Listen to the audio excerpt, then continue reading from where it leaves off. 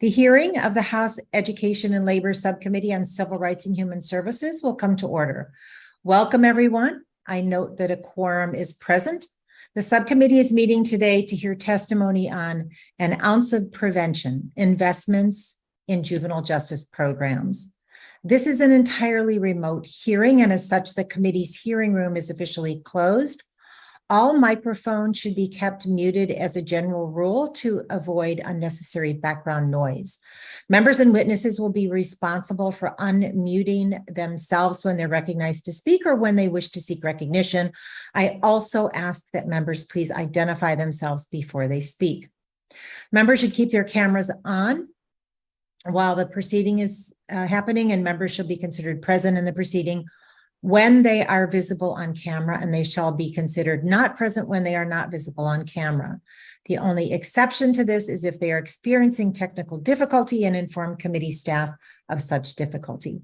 If any member experiences technical difficulties during the hearing, you should stay connected on the platform, make sure you're muted, and use your phone to immediately call the committee's IT director, whose number was provided in advance.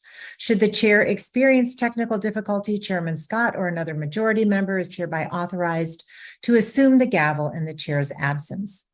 To ensure that the committee's 5-minute rule is adhered to, staff will be keeping track of time using the committee's field timer, which should appear in its own thumbnail picture and will be named 001 timer. There will be no 1-minute warning. The field timer will show a blinking light when time is up. Members and witnesses are asked to wrap up promptly when their time has expired. Pursuant to Committee Rule 8C, opening statements are limited to the subcommittee chair and ranking member. This allows us to hear from our witnesses sooner and provides all members with adequate time to ask questions. I now recognize myself for the purpose of making an opening statement. Today, we are meeting to discuss the need to invest in prevention to keep young people out of the justice system and on a path to success. Research shows that in recent decades, our communities have seen a steady decline in violence among young people.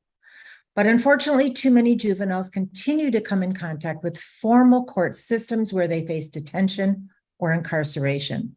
And unfortunately, these systems are poorly equipped to address delinquency, and actually they increase the chances of recidivism. This is especially true for youth of color. Black and brown youth are gravely overrepresented in juvenile courts compared with white youth. Additionally, LGBTQ plus youth also face disproportionate rates of involvement in the juvenile justice system. Research shows that youth who identify as LGBTQ are twice as likely as their heterosexual peers to be arrested and detained for nonviolent offenses. Although the juvenile justice system is intended to rehabilitate, not punish young offenders, data shows that the more a young person interacts with the juvenile justice system, the more likely they are to re-enter the system and struggle throughout life. I'm going to say that again. The juvenile justice system is intended to rehabilitate, not punish young offenders.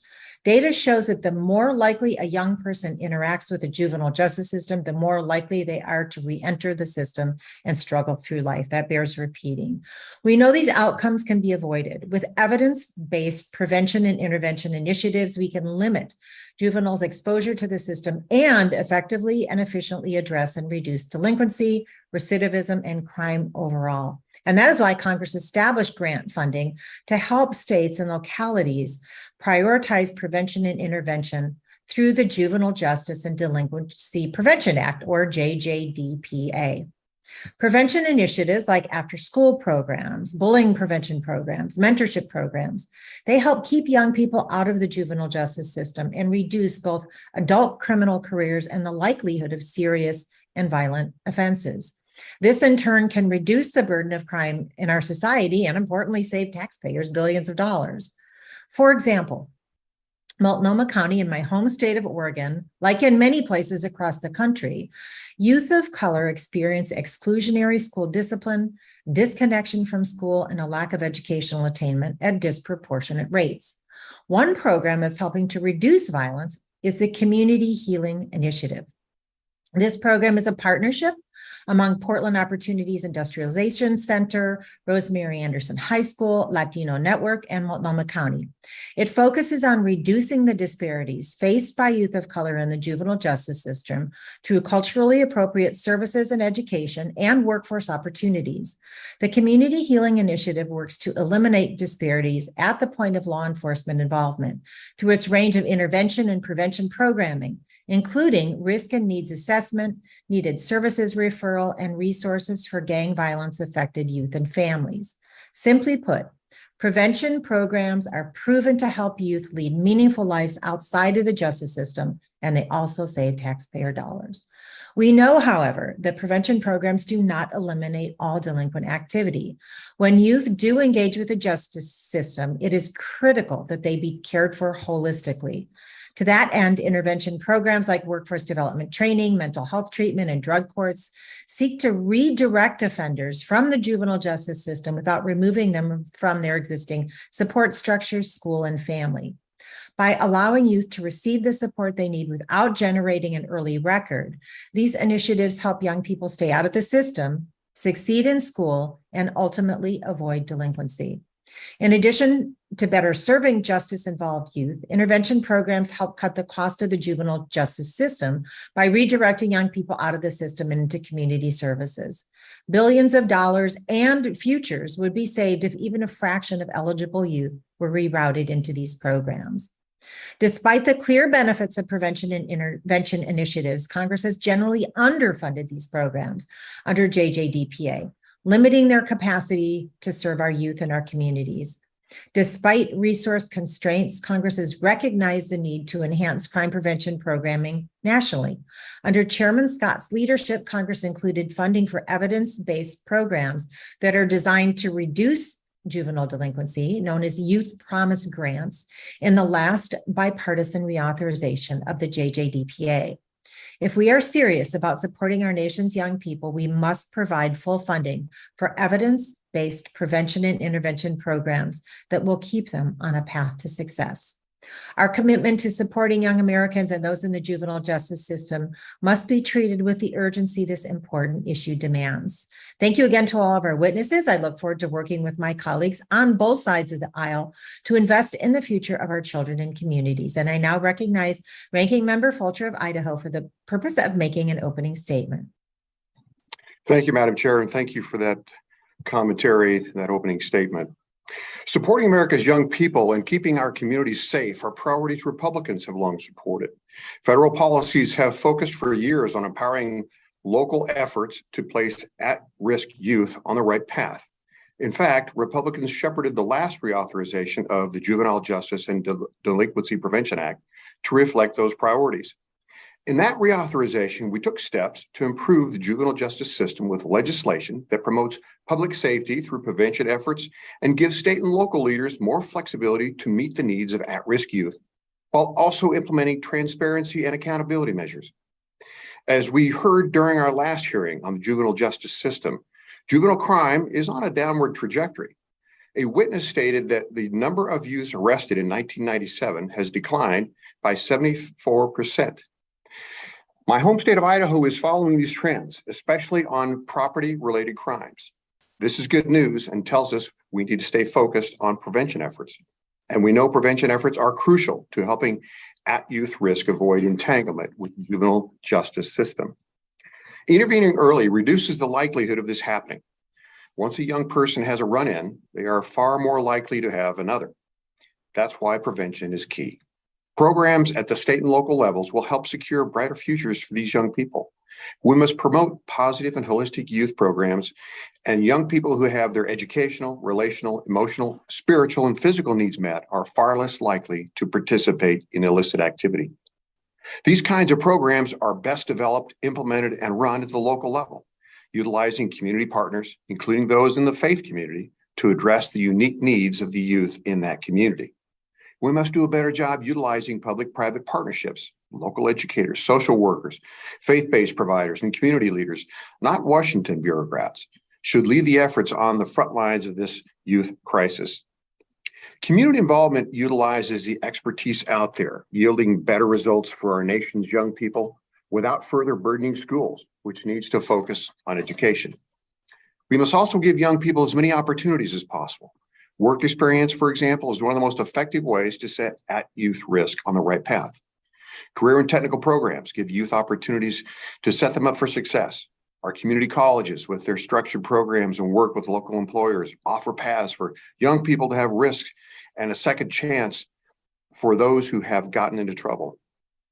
Our witness today, Father Bays, will discuss the importance of looking at the unique needs of the children involved, providing support to schools and help address the needs of at-risk students, and putting those students on the path to success.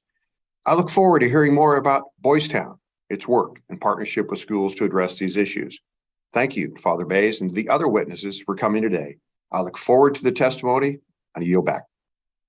Thank you, Ranking Member Fulcher. It's encouraging to hear that we have so much in common on this important issue. Without objection, all other members who wish to insert written statements into the record may do so by submitting them to the committee clerk electronically in Microsoft Word format by 5 p.m. on September 22nd. I will now introduce the witnesses. Dr. Stephanie Hawkins is the founding director of the Transformative Research Unit for Equity, or TRUE, at RTI International. Dr. Hawkins has extensive experience researching the impact of the juvenile justice system involvement on outcomes for girls, trauma, and boys and men of color, youth mentoring, structural violence, and program and systems-led evaluations. She holds a bachelor's degree in psychology from Spelman College and master and doctoral degrees in clinical psychology from Howard University. Ms. Naomi Smoot-Evans is the executive director of the Coalition for Juvenile Justice, or CJJ. CJJ represents the state advisory groups, SAGs, that oversee juvenile justice systems in the individual states. Naomi oversees member relations and development, fundraising and grant management, and CJJ's initiatives in government relations, leadership, development, juvenile justice reform, communications, and training and technical assistance. She received her JD from the University of the District of Columbia, David A. Clark School of Law, and her bachelor's from Christopher Newport University. Father Stephen Bass is the executive director of Boys Town, where he oversees a wide array of high-quality programs and services that touch the lives of more than 2 million people nationwide every year. Father Bass is a leading advocate for reforming the current child welfare and juvenile justice systems to make them more responsive, effective, and just. Father Bass was ordained a priest for the Archdiocese of Omaha in 1985. He earned a master's degree in counseling from Creighton University and has a master's degree in theology and a master's of divinity from the University of St. Thomas. Mr. David Mohammed is the executive director of the National Institute for Criminal Justice Reform. He has worked to implement positive youth development into youth justice systems around the country and was the primary author of NICJR's seminal report, A Positive Youth Justice System. Mr. Mohammed has also previously served as the chief probation officer for the Alameda County Probation Department and the deputy commissioner of the Department of Probation in New York City. He is a graduate of the Howard University School of Communications and has completed programs at the MIT Sloan School of Management and the Georgetown Public Policy Institute. Welcome to the witnesses. We appreciate you all for participating today, and we look forward to your testimony. Let me remind you that we have read your written statements. They will appear in full in the hearing record. Pursuant to Committee Rule 8D and committee practice, you are asked to limit your oral presentation to a 5-minute summary of your written statement. Before you begin your testimony, please remember to unmute your microphone. During your testimony, staff will be keeping track of time and a light will blink when the time is up. Please be attentive to the time and wrap up when your time is over and remute your microphone. If you experience technical difficulties during your testimony, you should stay connected on the platform. Make sure you're muted and use your phone to call the committee's IT director, whose number was provided to you in advance. Then after the witnesses make their presentations, we will move to member questions. When answering a question, please remember to unmute your microphone. The witnesses are aware of their responsibility to provide accurate information to the subcommittee, and therefore we will proceed with the testimony. First, we will hear from Dr. Hawkins. Dr. Hawkins, you are recognized for 5 minutes for your testimony. Chair Bonamici, Ranking Member Fulcher, and members of the Subcommittee on Civil Rights and Human Services, I am Dr. Stephanie Hawkins. I use she, her pronouns, and I'm the Vice President and Founding Director of the Transformative Research Unit for Equity at RTI. RTI is an independent nonprofit research institute dedicated to improving the human condition. Research and data are core components to policy making, and I appreciate the opportunity to share my testimony today in my role as a research scientist. As you stated, I earned my doctorate degree in clinical psychology from Howard University and completed a postdoctoral fellowship in violence prevention research at Stanford University. During my career of more than 25 years, prevention and equity have been the through line. I've led national research studies that span topics relevant to our discussion today, including girls' involvement with juvenile justice, boys and men of color and their experiences with community violence, and suspension diversion programming as a strategy to interrupt the school to prison pipeline. It's important to acknowledge that the risks associated with the juvenile justice system involvement are not equally distributed in the United States. Research shows that Black, Hispanic, Latin, and Native American youth, especially boys, are disproportionately represented. For many young people born into violence burden and under-resourced communities, there is no post to their trauma, as typically experienced by those diagnosed with post-traumatic stress disorder. Investments in prevention need to address the broader structural factors that our young people must live in and navigate. Prevention is typically classified in 3 levels: primary, secondary, and tertiary. Effective intervention should include a combination of these strategies. However, research shows that primary prevention, which seeks to avoid the initial occurrence in juvenile justice system involvement, offers the greatest societal return on investment. Primary prevention efforts that prioritize the underlying factors responsible for the inequitable distribution of risk can scaffold our young people, their families, and their surrounding community with the structural support needed to create thriving communities. For example, research has shown that lead exposure in childhood can increase risk-taking behavior, which is also connected to an increase in violence and crime later in life. Thus, ensuring families do not reside in homes with lead-based paint is more than a public health effort. It too can be an investment in juvenile justice prevention. Similarly, research suggests that interventions to prevent young people from experiencing homelessness can also reduce their involvement in crime, which means ensuring access to safe and healthy housing can be a wise investment in juvenile justice prevention. The most impactful primary prevention efforts emphasize resource-rich educational institutions, well-functioning public services, and economic opportunity for all residents. These approaches are key to reducing the incidence of juvenile justice system involvement on a broader scale. Secondary prevention programs like the SHAPE program in Tennessee's Shelby County School District are also needed. SHAPE is a suspension diversion program and offers great promise for interrupting the school to prison pipeline, given that research shows school suspensions have a large negative impact on longer-term outcomes, and that Black students are expelled at rates more than twice their share of the total school enrollment. When we focus on the broader structural factors that influence our lives and the outcomes of youth, rather than interventions that are designed only to change the youth's behavior, we can amplify our impact with federal programs and thereby empower our youngest citizens, especially Black, Hispanic, Latin, and Native American individuals, to achieve their greatest potential. I thank you for this opportunity to speak with you today on this important topic.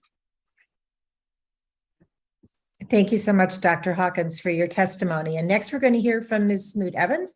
Ms. Smoot-Evans, you are recognized for 5 minutes for your testimony.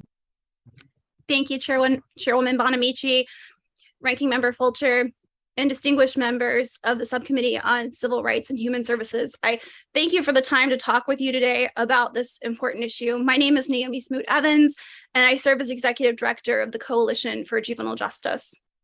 We're a national nonprofit that works with state advisory groups across the country to implement and carry out the Juvenile Justice and Delinquency Prevention Act. We envision a country where fewer young people come into contact with the youth justice system, and where those who do receive the services and supports they need to lead safe and successful lives. Over the past 3 decades, we as a field have learned a great deal about what works and what doesn't to keep our kids and our communities safe. To put it short, prevention and intervention help keep our young people in the classroom and out of the courtroom.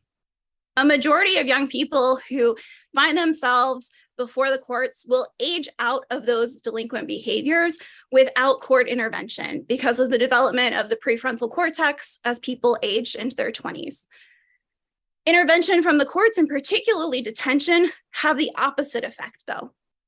Young people who are placed in detention are 23 percentage points higher than young people who engage in the same behaviors but are not placed in detention, either because of bias or judicial leniency or prosecutorial discretion. We know that prevention works. And when we talk about prevention, we're talking about simple things, right? We're talking about help from a nurse to teach a young mom how to interact with her new child. We're talking about preschool. The Perry Preschool Project, for example, helped pair young people in high needs communities with high quality preschool education.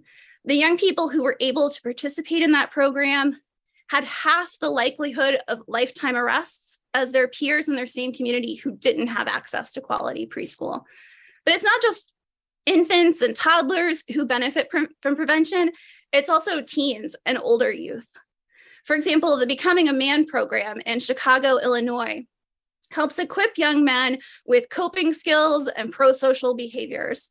That program, the University of Chicago has researched and found, has a reduced risk of recidivism for participants, a reduced risk of involvement in violent behavior, and a reduced risk of arrest rates. Prevention helps both our young people, and it's good for our taxpayers and our communities. Prevention programs save up to $13 for every $1 invested. Community-based job training, for example, can save $12 per $1 of investment. Therapy programs as well come with taxpayer savings. And yet states continue to invest and spend $5.7 billion a year on incarceration of youth across the country. That's $88,000 per young person, or nearly 6 times our investment in elementary and secondary education per pupil in this country. The outcomes, as I've mentioned already, are very different for those two approaches, though. And we know that 9th graders, if they return to school at all after placement, 2/3 to 3/4 of them will drop out in 1 year. We also know that the data shows us that reductions in incarceration actually improve community safety. Since 1994, the number of cases in juvenile justice that are referred to detention have reduced from 321,200 to 195,000. During that same time period, the proportion of crime engaged by young people has dropped by over half, and a report that came out just last week from the Office of Justice Programs showed that violent crime among youth has dropped during that time by 78%. We as a society and a country are equipped with the tools and the knowledge to address this issue in a way that we never have been before. The 2018 reauthorization of the Juvenile Justice and Delinquency Prevention Act enables states and the federal government to invest through Youth Promise grants and Title II programs in the very programs that we're talking about here today. Therapy, after-school programs, mentoring, things that work. And I call on Congress to continue to invest in these things that work and keep our kids and our communities safe. Thank you again for the time to talk with you today, and I look forward to answering any questions you might have. Thank you so much for your testimony. And next, we're going to hear from Father Bass. Father Bass, you are recognized for 5 minutes for your testimony. Good afternoon, Chair Bonamici, Ranking Member Fulcher, and members of the subcommittee. I'm Father Stephen Bass, the president of Boys Town. I'm honored to testify today on behalf of Boys Town. Since 1917, Boys Town has successfully educated the most traumatized, challenged children in America. Boys Town's founder, Father Flanagan, famously said, "There are no bad boys. There's only bad environment, bad education, bad example, bad thinking. Each year, Boys Town students had an education plan individually crafted for them 100 years ago. Father Flanagan welcomed kids of every race, nationality, and religion. But because of Jim Crow laws, he had to go out into a cornfield and start his own town to make that possible. This vision sparked a revolution in childcare and education that echoes today in the work and mission of Boys Town. Today, the boys and girls on our home campus gain about 1 full year of academic improvement for each semester that they attend our Boys Town school. Because of our success educating the most traumatized kids in America, we were asked to share what we know with other schools. For the past 30 years, we've partnered with hundreds of schools to improve their educational environments. These are primarily public schools, often located in Title I districts. Our most sophisticated, multi-tiered, multi-component intervention is called Lift Together with Boys Town. We begin by providing professional development to teachers, administrators, and all school employees in positive classroom management techniques. Next, we offer education to parents so they can support the social skills being taught at school. And for families whose students are facing suspension or expulsion, we provide a Boys Town trained family consultant that helps them to connect to community resources like mentoring, sports, faith-based youth groups, counseling, and anti-drug outreaches. The results of our Lift Together schools are simply amazing. Schools show measurable gains in pro-social skills, school adjustment, and engagement. And as they receive more teacher praise, all these things result in a 20% decrease in classroom misbehaviors. Schools also see reduced substance use and delinquency. As a result, we see a 20% increase in teacher satisfaction and student attendance. We also see a 32% reduction in students sent to the office and a 55% reduction in school suspensions. These are the very students who are statistically much more likely to end up in the juvenile justice system, but don't because they stay in school. The Boys Town Lift Together model has a three-tiered skills-based approach. Our approach helps teachers to catch kids being good. This means that the students who are the most disruptive in class are consistently receiving lots of positive feedback and require less punishment. Our model focuses on teaching students appropriate behaviors proactively instead of relying solely on exclusionary discipline that removes the students from the classroom when they misbehave. If a student does need to be sent to the office, we help administrators remind the students of the social skills they should have used and then return them to the classroom as quickly as possible. When a family needs more help, a school can provide a Boys Town family consultant, can connect them to community resources that they need to help their child succeed. This is the reason that this intervention is so successful, is that Boys Town focuses on educating and empowering those closest to the student. Getting all the adults in the school, and the family and the community on the same page and working together, we can solve some of the most difficult problems facing our children, schools, families, and communities. Creating safe and effective school cultures helps us achieve our Boys Town mission of changing the way America cares for children and families. Thank you very much, Father Bass, for your testimony. And next, we're going to hear from Mr. Muhammad. You're recognized for 5 minutes for your testimony. Thank you.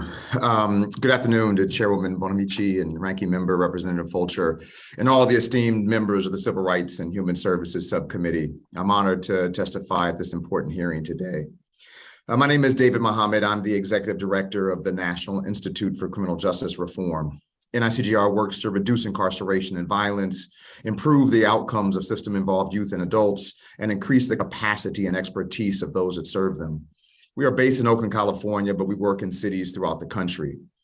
I've spent the past 25 years working in and with the juvenile justice system. I have worked as a youth correctional administrator in Washington, D.C. and Oakland, California. I've developed numerous reentry and youth development programs and worked on youth justice policy throughout the country. Since the onset of the COVID pandemic and due to its related impacts, we have experienced a significant increase in gun violence in America. But despite inaccurate assumptions to the contrary, youth are not responsible for this increase. Nationally, and in nearly every city in the country, juveniles account for less than 7% of gun violence victims and perpetrators. My organization has conducted detailed analysis of gun violence in several cities across the nation, and consistently the average age of shooting victims and suspects are in their mid to late 20s. In the past 20 years, there has been great progress and success in youth justice reform in America, resulting in a 70% reduction in youth incarceration. Studies have shown that this drop in juvenile incarceration has had no negative impacts on public safety. And in some jurisdictions, evidence proves that there has been a positive impact on public safety.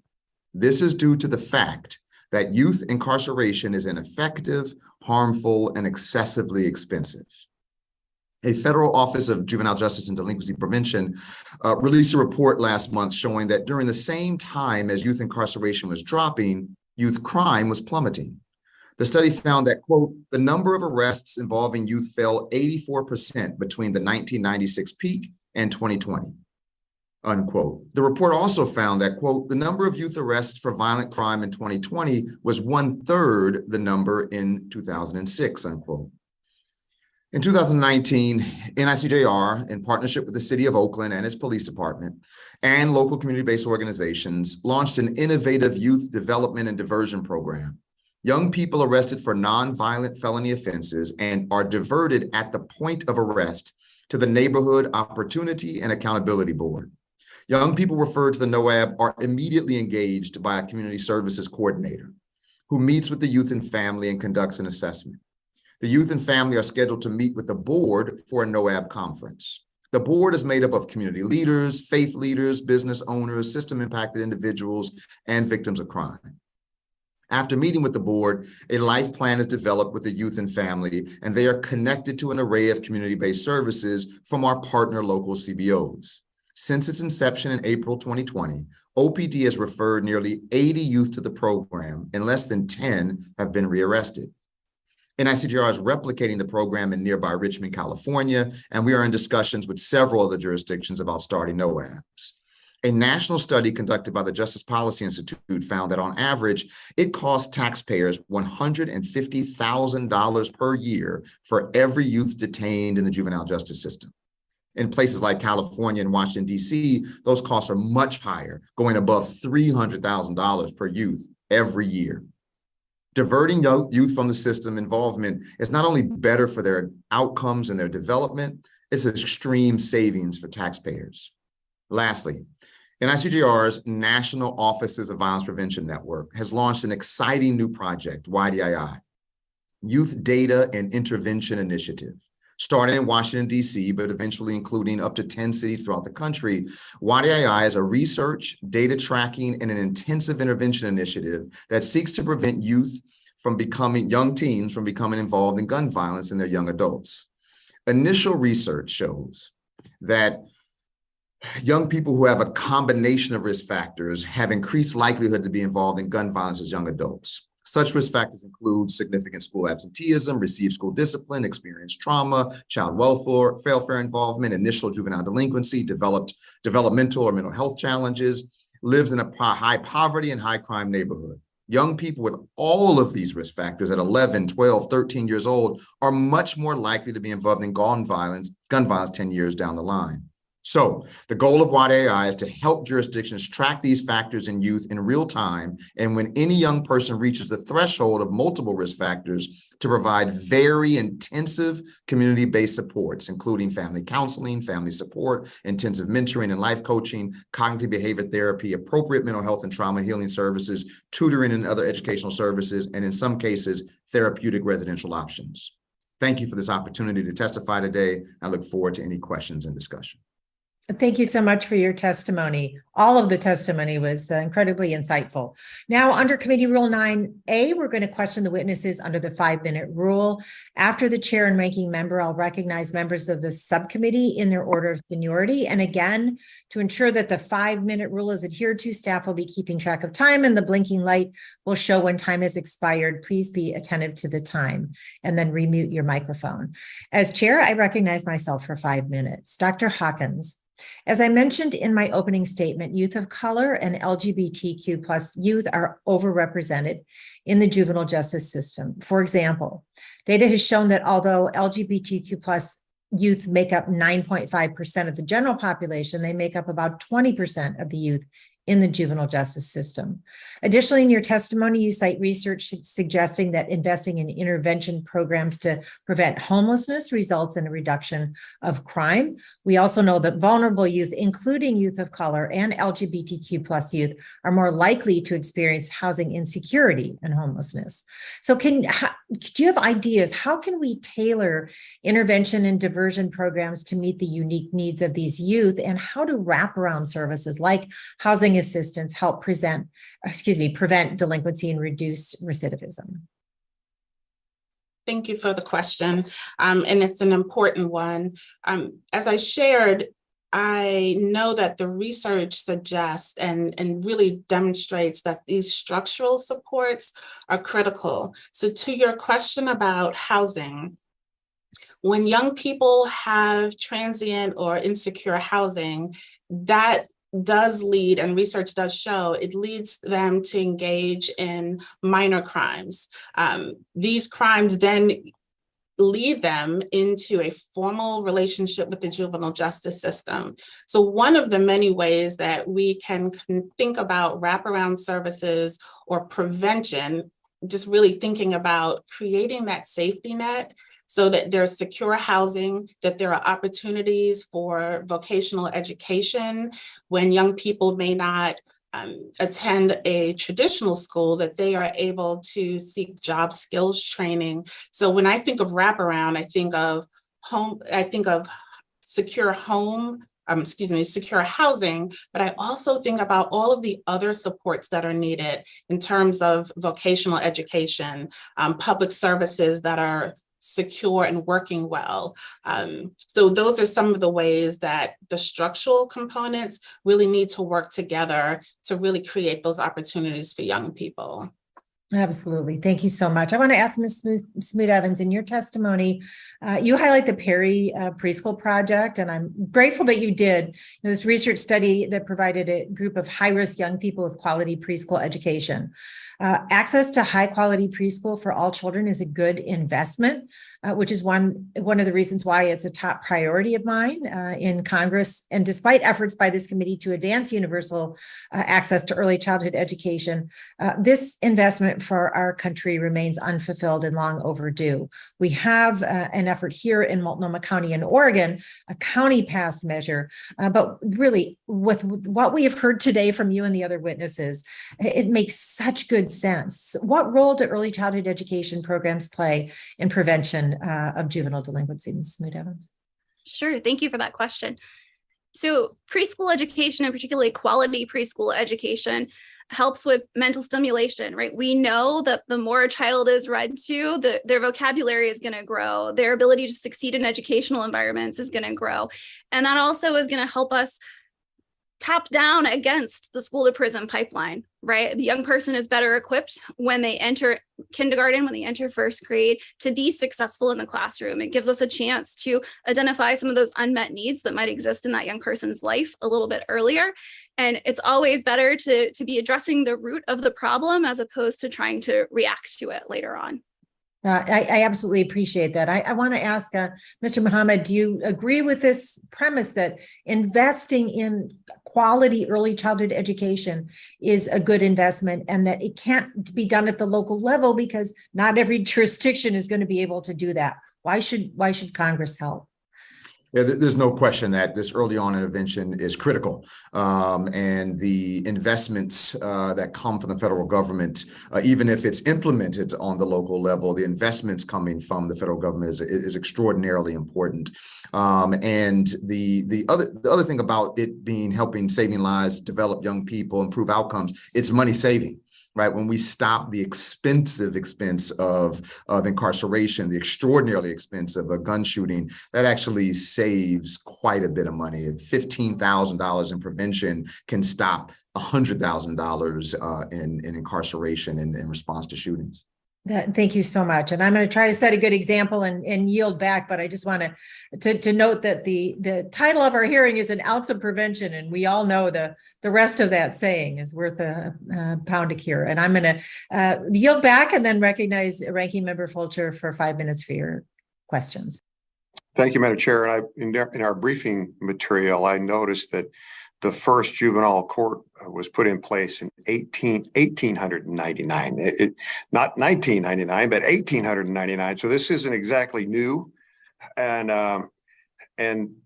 looking back, prevention was a key component then. So there's at least maybe some hints that we're trying to do the right things here. But anyway, thank you for that. And I just would want to mention and ask your permission to put something in the record. We've got a very active law enforcement in our state, in Idaho in particular.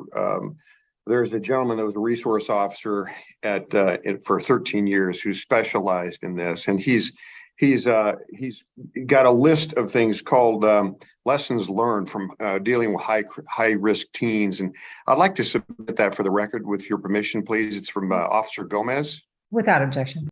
And then just as a mention too, Sheriff Donahue has been heavily involved with this, and he's big on prevention as well. So we're very thankful for his input.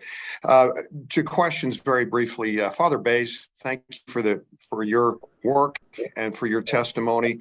You shared about Boys Town, and I understand the organization is not directly linked to the Catholic Church, but the faith-based values have a big impact, and they drive a lot of the work that you do. How do you walk that tightrope?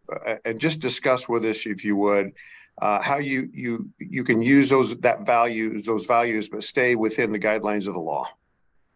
Yeah, from its founding, Father Flanagan set up Boys Town as non-denominational and non-proselytizing. So we support kids in whatever religious faith they have, and even no faith at all. So like on campus, we have a Catholic and a Protestant church and a Native American sweat lodge. There are 3 synagogues and a mosque within walking distance of campus. So when we work with kids in the community, we try to connect them to all resources, including the spiritual ones. So we try to use a body, mind, spirit approach in all we do. And just as a follow-up to that, you also pointed out the importance when you partner with schools, how important it was to have the school leadership on board and part of that program. Can you share with us any examples maybe of how you make sure that you're truly working with a partnership and they're engaged in that partnership?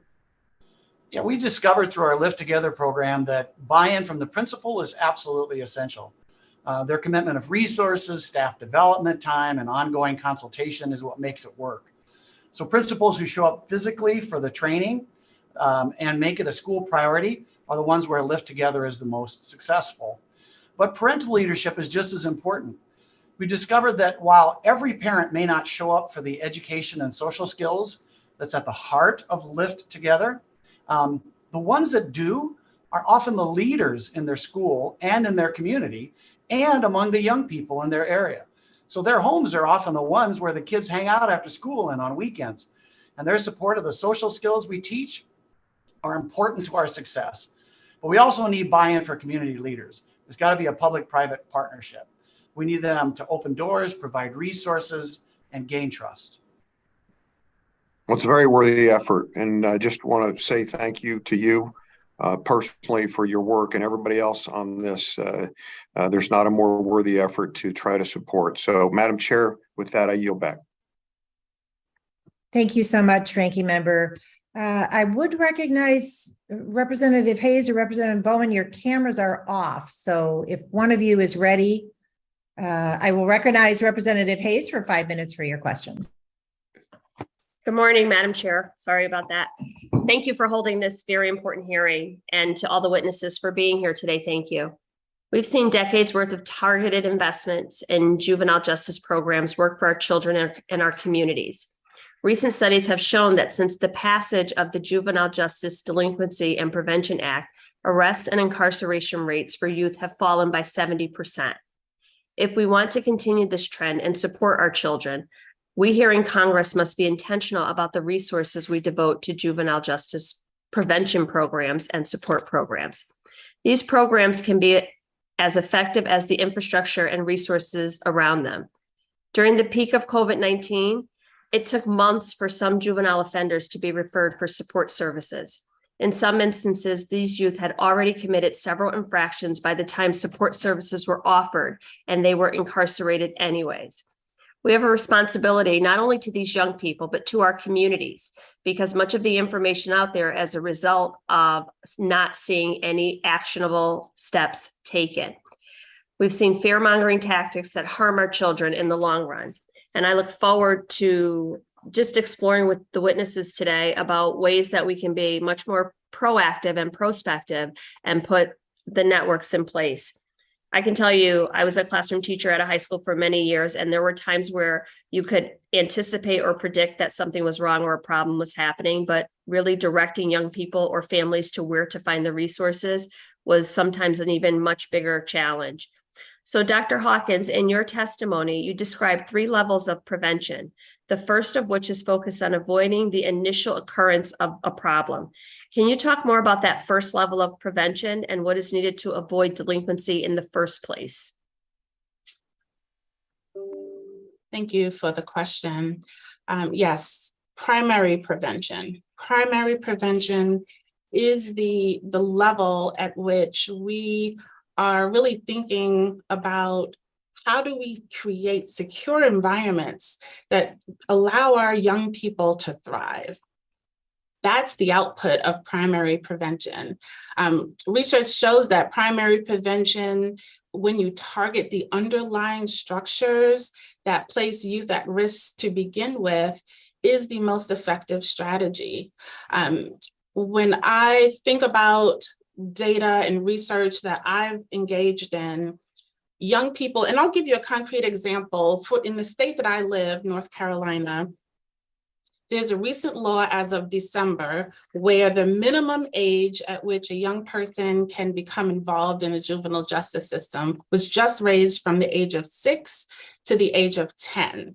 So linking the previous conversation about the importance of high quality education, we have young children just as of December where they could have been 6 involved in the juvenile justice system. But if we think about all of the ways in which we can create structure in their communities that allow them to thrive, both with secure housing, great quality education, we would see opportunities to intervene, and that connection with the juvenile justice system would never have taken place.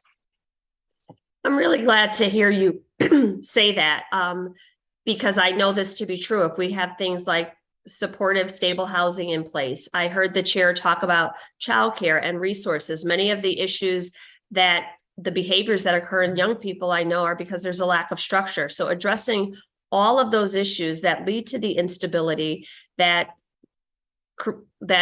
in turn leaves these young people as products of their environment. Mr. Evans, in your testimony, I have a very short amount of time. You mentioned most young people who engage in delinquent behavior will eventually age out and as they enter adolescence. As these children age into the workforce, what support services do you think would be helpful for lifetime success? I'll just add that I recently had legislation passed for Youth Build and programs like that to get kids involved in job training programs. Do you have any thoughts on that topic? Sure, thank you. So we work as part of our work at CJJ with young folks who are currently incarcerated and who are also outside in the community. And this is one of the questions we've been talking about with that group of young folks. And job training comes right at the top of the list as part of what do we need to be successful? Job training, housing supports, help holistically for a young person in terms of educational opportunities, and also in terms of taking care of their own children. Thank you. Right on time. I appreciate that, Madam Chair. I yield back. Thank you, Representative. Next on my list to recognize is the ranking member of the full committee, Dr. Fox. There she is. Dr. Fox, you're recognized for 5 minutes for your questions. Thank you, Madam Chair, and I thank the witnesses for being here today. Father Bass, thank you particularly. We're supposed to be focused on evidence-based programs, and you've done the best job of giving us evidence to show that what programs work. We've heard a lot about changing statistics, but you've told us what programs are aimed at helping children succeed, what works and what doesn't. Could you share more information about the evaluations you've done and how you use the results to fine-tune your program? Thank you, Representative. Every component of our Lift Together program that I talked about is research-based. For example, our school training component is currently involved in 2 federally funded randomized control trials and is being conducted with several district partners and is currently recognized by the Every Student Succeeds Act criterion as having promising research evidence of effectiveness. The Boys Town Common Sense Parenting module is listed by the California Evidence-Based Clearinghouse as supported by research evidence of effectiveness. And our in-home family services is also on that same clearinghouse as having promising evidence of effectiveness. So we have our team of researchers that keep researching the modules of our program and the overall program, and then implementing it into practice. We also learn from our implementation, right, from the schools. So for example, we learned from the schools that having a Boys Town trained support specialist physically in every school greatly improves the implementation of Lift Together. Well, thank you very much. That's very helpful.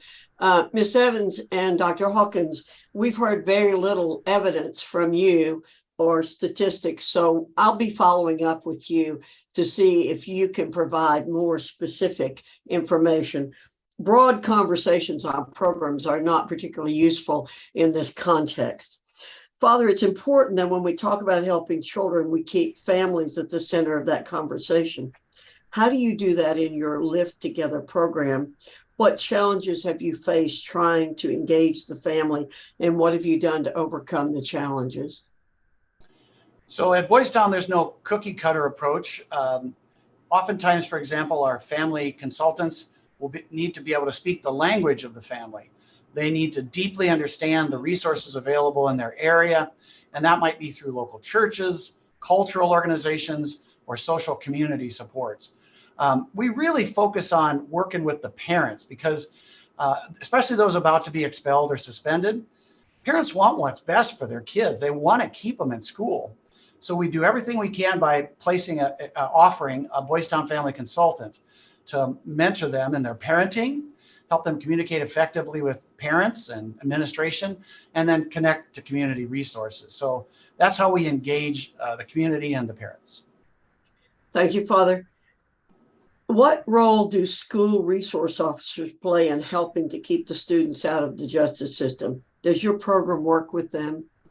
We do. When a school or district has an SRO, we treat them like the other staff. They go through the same training as the teachers and the janitor and the coaches and everybody else. And so with our Lift Together model, we're trying to create a team around the kids. So everybody's on the same page. And that same goes for school security guards, disciplinary staff assigned to the building. We actually train them specifically and SROs on de-escalation techniques and effective praise, catching kids being good. And when they discover that the social skills training makes their job easier and more fun, what we love to see in one of our schools is the SROs going down the hallway and high-fiving kids for their positive behaviors. That's when we know we've made a real difference in the school community and in their culture.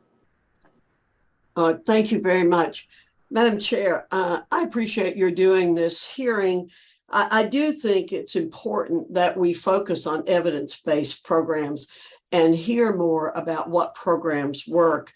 And Father Bass, I'd like to follow up with you a little bit more also to talk about how the programs have changed over the years as we've seen the skyrocketing number of children being born to single mothers. Because I have a strong feeling we are not getting at the real problem here. The real problem is how many children are being born to single mothers. And if you're talking about a structure that's needed for children, the best structure in the world is a two-parent family. I don't think we've ever found anything to replace that. Thank you very much. I yield back. Thank you, Ranking Member Fox. And next, I recognize Representative Bowman for 5 minutes for your question. Thank you so much, Madam Chair, and thank you to all the witnesses for being here today. I've been incredibly moved and inspired by all of your testimonies and the responses to all the questions that have been asked. Prior to me coming to Congress, I worked in education for 20 years as an elementary school teacher, a high school dean of students, and a middle school principal, and you are all speaking my love language right now. So thank you so much for the work that you are doing. My first question is for Dr. Hawkins. I believe we have a shared responsibility, all of us, to dismantle the school to prison pipeline. Based on your work and your research and your experience, what should schools and school districts be investing in to ensure that our kids do not end up on the school to prison pipeline? Can you speak to where our school dollars should be going? Thank you for the question. So I will leave exactly where the dollars go to you. I will tell you from my research that we know, and this is fact, that as I shared earlier, Black students who account for 15% of the total school enrollment are expelled at rates twice their share of the total school enrollment.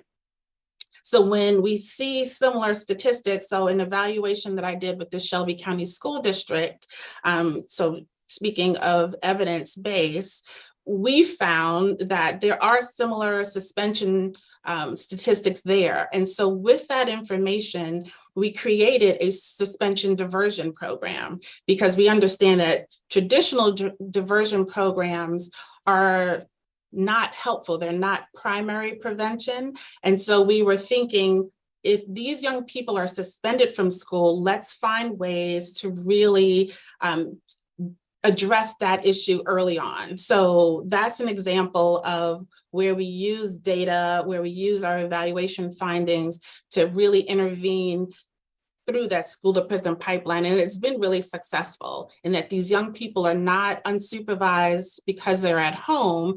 They are in a school setting, but it also creates that opportunity for the educators to continue to support the students that are in their class. So it is about the structure that we offer within the school setting.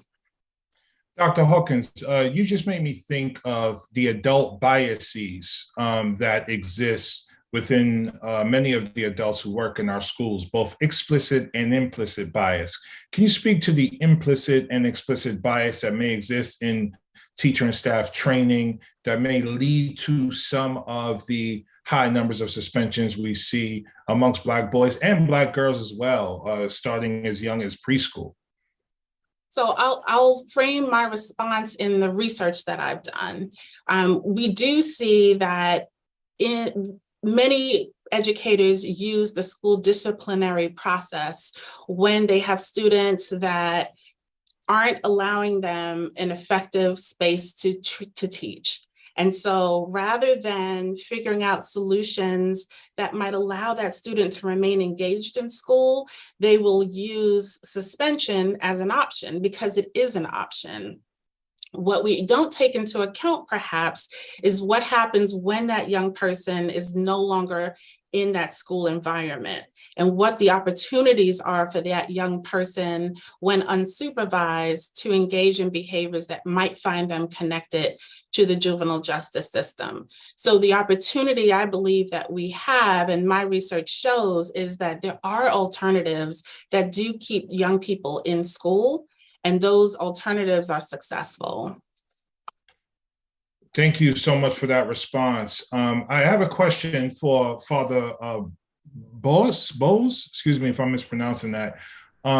First of all, thank you on your work with Boys Town. I am a male myself, and I remember the challenges I had growing up as a young man. And to Ranking Member Fox's point, I grew up with a single mom, and it was programs like yours that really were supportive of me. All of the programs that have been mentioned, supportive of me and my development.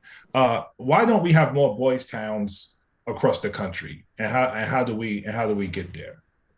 Well, I think part of the problem we have at Boys Town is that our model right now is intensively person to person, and we probably need to digitalize our training, and we're in the process of doing that right now. Awesome. And one last thing, thank you, Madam Chair. We need some girls' towns too, because our young girls are struggling with some stuff as well. So thank you, and I yield back. Thank you, Representative Bowman. It's my understanding that Boys Town does now work with girls as well. Next, I recognize Representative Fitzgerald for 5 minutes for your questions. Thank you, Madam Chair. Fascinating hearing this morning. Father Bates, your work's unprecedented, and just want to congratulate you on everything that you've been involved with at Boys Town. I did have a question about when we've had discussions, especially in the committee, about not necessarily youth that are incarcerated, but those are kind of on the path to incarceration, that there are some signs that really stand out. And one of them was literacy, whether or not a child can read, and whether or not that's measured on a regular basis. And obviously that carries on even to recidivism in our prisons when they find out that someone can't read even at a 5th grade level. So that was one thing I just wanted you to possibly comment on. The other is, in a lot of situations I find in my state, my district, is we have a charter school program.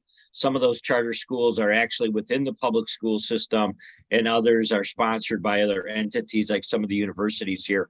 And one of the things they have learned very quickly is, if you can find a child that's at risk and then also introduce them to a work component, give them kind of a reason, because many of these kids are hands-on versus just, sitting in a classroom all day, that oftentimes can be the life preserver that kind of pulls them out. So Father Bass, I was wondering if you could comment kind of on those ideas. Sure, thanks for the question. I definitely think that workforce development, which is part of what we do on campus here especially, we're starting to do it at our sites a little bit, getting kids some training and some experience. We have a partnership with Union Pacific here in Omaha to get people into the workforce, and they're paying for that. We have welders that we train, and we ship them to Valmont, and they get to weld for a very high rate of compensation. And so, yeah, that's important. And I haven't seen the statistics on literacy, but it does make sense to me that being able to read makes a big difference in school and how you learn. Yeah, we think that kind of training is important. Yeah, the one other thing I would just offer is, we've had other types of unique situations. The Rawhide program in Wisconsin was one that we received some testimony on. And it seems like there is kind of a critical age. And I'm just wondering what that is for many adolescent boys when, you're kind of at a point where either, they've got to advance, or, they're going to very quickly maybe lose their footing, and suddenly they find themselves in trouble. Yeah, I would say that the younger you can intervene is always better. Most of our services at Boys Town, 96% of them are for kids that are still in their own home and in their own community and their own school. So that kind of intervention, if you can catch a kid before they're 12 or 14, then it's a lot easier, and the long-term trajectory looks a lot better. If you have to wait till you're 16, sometimes those kids have to be pulled out of their home, the therapeutic residential, and that's a tough thing. Yeah, very good. Thank you for being here today. I yield back, Madam Chair. Thank you, Representative. And now I recognize the chairman of the full committee, Representative Bobby Scott from Virginia, a leader, a longtime leader on these issues. Chairman Scott, you're recognized for 5 minutes for your question. Thank you, Madam Chair. And Representative Fitzgerald is absolutely right. Reading is a key component. Mrs. Hayes will tell us that up to the third grade, you learn to read, but after the third grade, you read to learn. And if you can't read by the third grade, you can't learn after the third grade, you're dropping out. And dropping out is highly correlated with getting in trouble. So Mrs. Fitzgerald is absolutely right. The ability to read is a component we have to focus on. Ms. Evans, welcome from Newport News.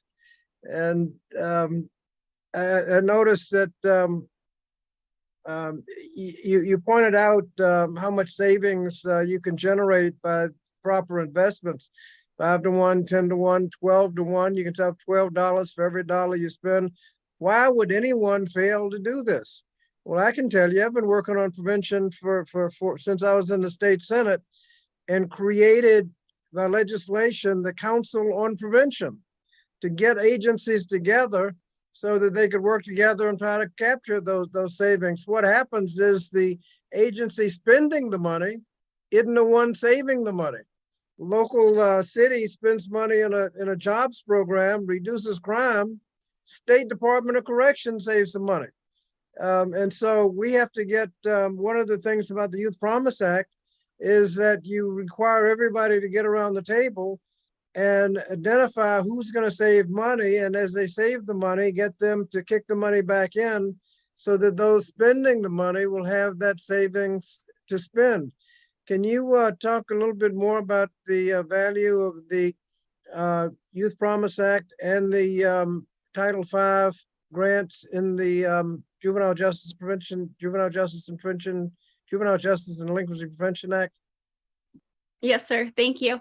I think one of the unique things about the Youth Promise grants is that it really gives local communities leverage to do local work, right? Using Virginia as an example, we have the Tidewater, we have Northern Virginia, we have rural Virginia. What works for communities in one portion of our state is not going to work for folks in other portions of our state. And Youth Promise gives local tools to those communities to look at what works and invest in what works.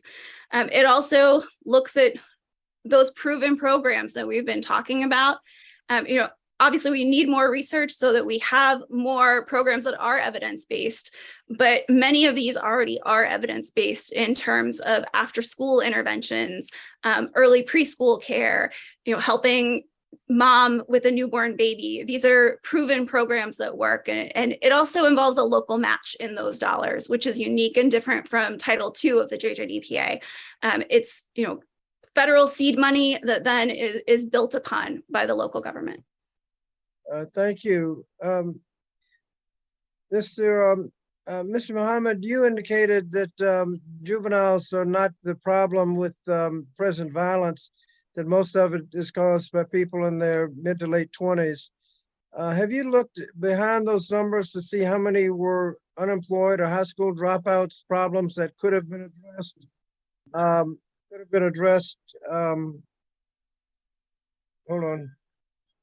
been addressed by investments during the juvenile years?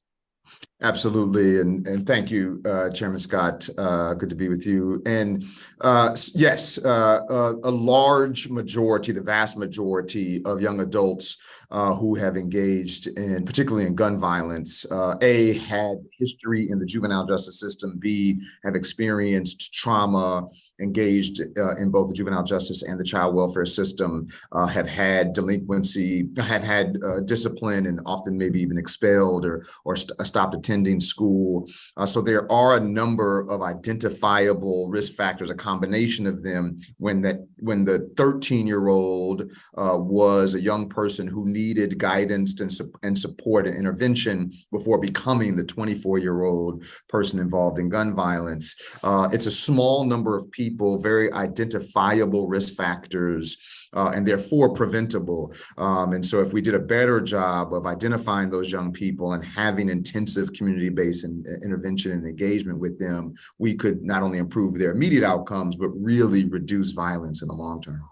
Thank you. And Mr. Father Bays, I noticed using positive reinforcement rather than punishment. Can you tell me the difference between the value of positive reinforcement and the power of reducing bad behavior as opposed to punishment? Which one works better? Right. It's real. The research is real strong. Random positive reinforcement is the quickest way to change behavior for everybody, but especially teenagers. Catching a kid being good, they'll remember that all day long. You know, you use that social skill. You looked at me when you were talked. You showed respect with your voice tone. All of those are very positive. Yeah, that's what makes a difference in our schools. And that punishment is a very poor in terms of actually reducing future problems. Yes, it has it lasts for the length of the punishment, essentially. It's so yeah, that's what we've discovered. It still might need to be used. You might, you know, if a kid's totally disrupting the classroom, it should be a last resort. Well, I'll point out that we use punishment on incarceration. We're off the chart compared to everywhere else, so much so that some studies show it's actually counterproductive. It's not reducing crime any, and it's you've got too many people in raising families with the parents in prison. You've got too many people with felony records can't find jobs, using so much money that could have been put to good use, but it's actually counterproductive. So I think we need to learn that lesson too. Thank you, Madam Chair, and I thank you for your indulgence. Of course, Mr. Chairman. Thank you so much. We are just doing one last call to see if any other members are joining, and it appears that there are no other members on the platform. So I want to remind my colleagues that pursuant to committee practice, materials for submission to the hearing record must be submitted to the committee clerk within 14 days following the last day of the hearing. So by close of business on September 22nd, 2022, preferably in Microsoft Word format. The materials submitted must address the subject matter of the hearing. Only a member of the committee or an invited witness may submit materials for inclusion in the hearing record. Documents are limited to 50 pages each. Documents longer than 50 pages will be incorporated into the record via an internet link that you must provide to the committee clerk within the required time frame, but please recognize that in the future, the link may no longer work. Pursuant to House rules and regulations, items for the record should be submitted to the clerk electronically by emailing submissions to edandlabor.hearings@mail.house.gov. Again, I want to thank the witnesses for your participation today. Members of the subcommittee may have some additional questions for you, and we ask that you please respond to those questions in writing. The hearing record will be held open for 14 days to receive those responses. I also remind my colleagues that pursuant to committee practice, witness questions for the hearing record must be submitted to the majority committee staff or committee clerk within 7 days. The questions submitted must also address the subject matter of the hearing. I now would like to recognize Ranking Member Fulcher for a closing statement. Thank you, Madam Chair. And just nothing formal, just a word of encouragement for everyone. I hope that that your efforts are not going unrecognized. And personally, I have a heavy bias towards the faith-based principles. I think that and the family structure are the ones that are the most effective over the course of time. I think it's proven its way out. But I know that, or I believe that everybody here with their efforts are attempting to have a positive impact, and there's no greater call than to do that with our youth, because it's just that important. So they are ambassadors to the future. We need to try to give them the best path forward as possible. Madam Chair, I yield back. Thank you, Ranking Member Fulcher. And again, as I said before, there's much more in common than different in this important topic. And I look forward to working with all my colleagues on both sides of the aisle. This is too important to set aside and not get done. So thank you to our witnesses so much for your time and testimony. Today, our witnesses made clear that prevention and intervention are our best tools to decrease youth delinquency by connecting children with strong mentors, development opportunities, and a quality education. These initiatives not only best support young people, they also save taxpayer monies and keep our community safer. I released a report a while back, early in the pandemic, about the importance of childcare. And when we look at those early investments that we make, we're talking about the cost savings here, and we heard different, a dollar, say 13 or 12 for every dollar spent. I included a quote from Professor James Heckman, a Nobel Memorial Prize winner in economics. And he has found and said, short-term costs are more than offset by the immediate and long-term benefits through reduction in the need for special education remediation, better health outcomes, reduced need for social services, lower criminal justice costs, and increased self-sufficiency and productivity among families. And that was from a University of Chicago economist about the importance of those early investments in our children. So further, we've heard how the disparities in the juvenile justice system cause harm and trauma for the most vulnerable youth in our nation. Making sure LGBTQI youth and youth of color receive the same opportunities as their peers, as well as culturally appropriate services, will deliver on the promise of the JGDPA to rehabilitate and not further criminalize youth. Regrettably, as I mentioned, Congress has underfunded the prevention and intervention programs authorized through the Juvenile Justice and Delinquency Prevention Act, limiting the ability of states and localities to fully implement these evidence-based programs. I'm grateful that Chairman Scott asked, why is that happening? And we have to work on that. And also, it requires long-term thinking. These are investments that we make early on that we don't see the benefits of oftentimes for years, but we know what a good investment it is. So as I said earlier, if we want to keep children out of the justice system and on a path to success, it's imperative that Congress provide the necessary funding to make prevention and intervention priorities. I'm grateful for Chairman Scott's leadership on this issue, and I look forward to continuing our work to make sure that every child has the opportunity to succeed. Thank you again to all of our witnesses. If there's no further business, without objection, the subcommittee stands adjourned.